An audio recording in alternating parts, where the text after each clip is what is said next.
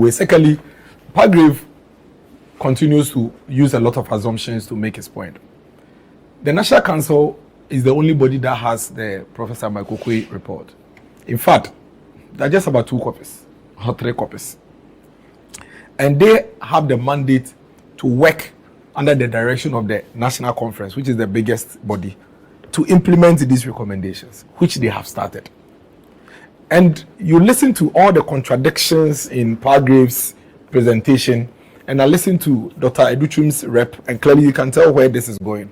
Listen, you can't tell me that there's a Magraheb report that needs to be implemented, and that is asking for expansion of electoral college. So that one, we should do it. We should do that. We should do that.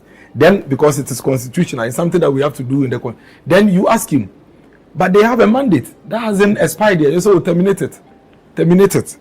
So that we can go ahead. How can you try to fix something with an illegality?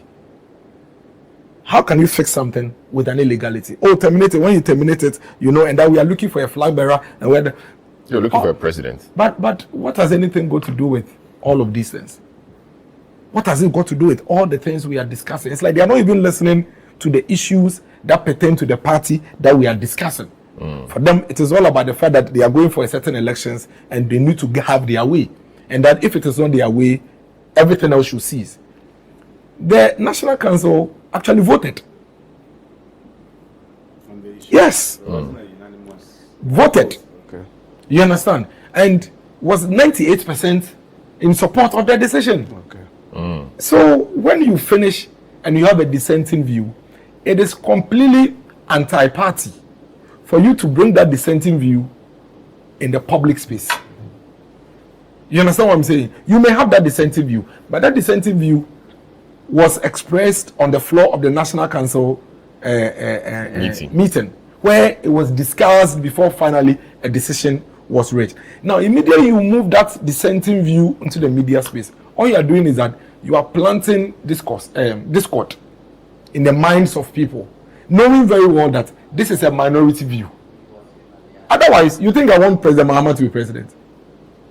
Why is he president? He's president because majority says he should be president. It doesn't mean that I want him to be president. But I will not go to the US and the UK and go and denigrate President Mahama. Because whether I like it or not, the majority have chosen him. And that for me is a caution and advice I want to give to Magraheb and co. It is as if when his dissenting view doesn't pass in the party's decision room, we must come and bring it to the public and, you know, cause all more manner of disaffection for the party, which I find to be wrong. Let me tell you, I really am interested in having an early presidential primaries based on the reasons I've already espoused. Yeah. But if tomorrow National Council decides that these are the only people who cast the vote for the elections, I don't care. Because as a candidate, I don't set the rules. The only thing that matters is that the rules must be fair. And the fairness here is that, does Prof have a vote per the rules of engagement? He does. Would we count only Prof's votes when he cast it? Yes. If not, then I'll have an issue. But to insist that it should be done my way, and that if it's not done my way, the party is wrong, they are not intelligent, what they are doing is nonsense, it doesn't make sense, I think it's anti-party. And I think it's very important that as early as possible, these things are put through. And he keeps saying, the grassroots. Are you suggesting that the 280,000 people, police station executives, who are available now, they are not grassroots? And if you keep using connotations that intend to suggest that they are not credible, what are you telling them? They should leave MPP and go to the NDC. Because you are basically telling that they are not credible. They are there. The law says that it is them. They are supposed to cast that vote at any point in time that vote is needed. You are saying that no. Get out of my way. Let me ask a very simple question, Salom. Should you elect a presidential candidate and God forbid, 3 months later, he dies and you need to elect a new one, are you going to go and start the process from the polling station? Prof? No.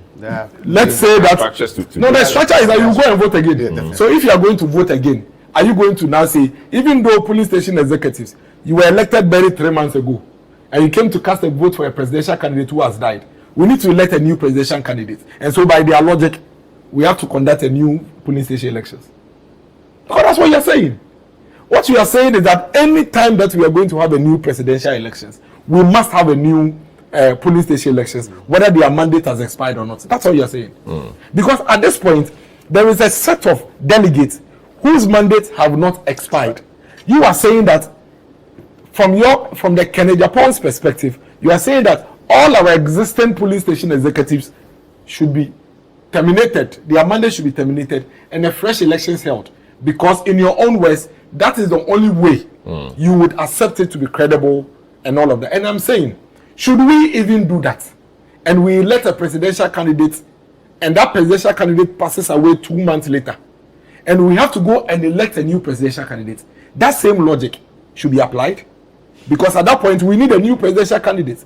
And per your logic, so long as we are going to have a new presidential candidate, we must go and have election from the grassroots level to the top. And you keep saying, grassroots, grassroots, grassroots. Who is the grassroots? We have over 200,000 people who are currently holding the party at the lower level. You are not calling them grassroots. Today, if I'm a police station executive and I listen to what Agyapong and his team are saying, I'll bow down my head in pain.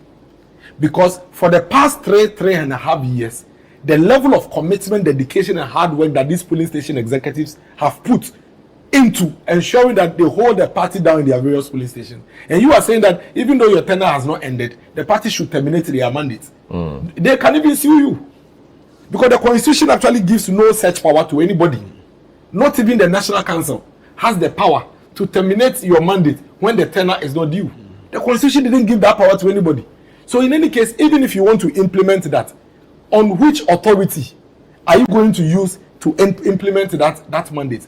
And that is why I keep saying that if we continue to let our parochial interests lead us, we would always push the party into difficulties. I listened to Honorable Yereduchum's guy, and he's saying basically what we are saying.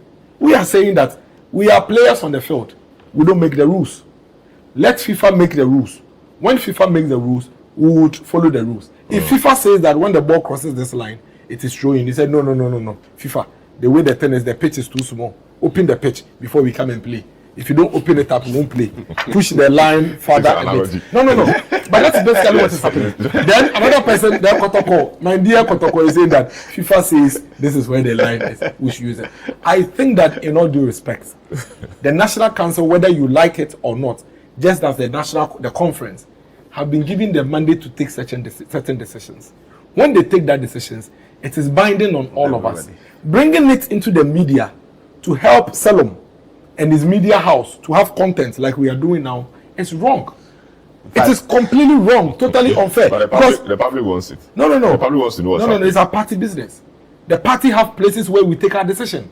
We take our decision, that's why the party has given structures. It is not everything that goes on in the organization. City FM is a public organization, you know that. I mean, one way or the other. Yes. It's a media house. But see, the public don't care about who is general manager or not.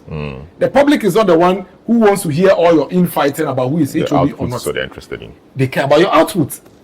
And I think that I will continue to plead with Honorable Agyapong and his team, Magraheb and co, that, guys, if you have dissenting views, express it on the right platforms and not give ammunitions and arsenals to Prof. and this morning he's excited. I'm sure this is one of the most happiest political shows he's gone to because he's just listening to us and enjoying it.